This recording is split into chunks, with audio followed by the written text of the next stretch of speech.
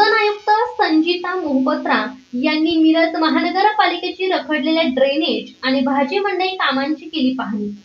सांगली मिरज कुपवाड शहर महानगरपालिकेच्या नूतन आयुक्त संजीता मोहपात्रा यांनी मिरज येथील रखडलेल्या ड्रेनेज काम व भाजीपाला मंडईच्या बांधकामाची पाहणी केली। मिरज येथील प्रभाग 5 मध्ये गेल्या 13 वर्षापासून ड्रेनेजच्या दुसऱ्या टप्प्याचे काम रखडलेले आहे।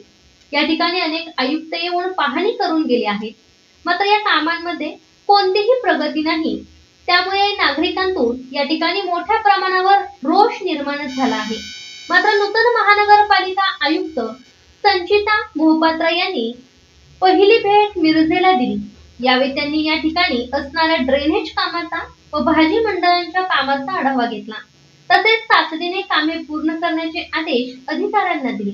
यावेळी नगरसेवक संजय मेंढे, नगरसेवक करण जामदार, नगरसेवक पंकज म्हेत्रे, नगरसेविका बबिता मेंढे व नगरसेविका शिरीन पिरजादे यांच्यासह महापालिका अधिकारी उपस्थित होते।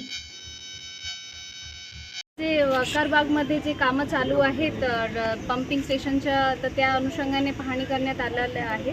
सो ह्यामध्ये खूप दिवसापासून रखडलेलं आहे। ह्यांचं काही टेक्निकल इश्यूज आहेत आणि लोकांचे पण मानसिक इश्यूज आहेत। माझ्यासोबत नगरसेवक नगरसेविका पण इकडच्या माननीय उपस्थित आहे।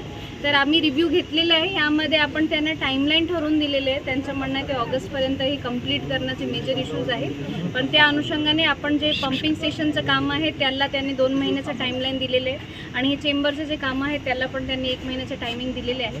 तर आमचे MJP आणि पाणीपुरवठा विभागाचे जे सर्व इंजिनियर्स आहेत ते उपस्थित आहेत। आपण वॉर रूममध्ये हे प्रत्येक आठवड्याला ह्याचं रिव्ह्यू घेण्यासाठी प्लॅनिंग घेतलेले आहे ऑलरेडी। तर आता पुढच्या महिना मी परत इथे व्हिजिट करणार आणि जे आमच्या ह्या महिन्याचं प्लॅनिंग आहे त्या अनुषंगाने त्यांनी कसं प्रगती केलेली आहे आणि त्यामध्ये काय अडचण आहे ते सॉर्ट आउट करून आपण ह्याला लवकरात लवकर ह्या वर्षी कंप्लीट करण्याचा पूर्ण ताकदीने प्रयत्न करू।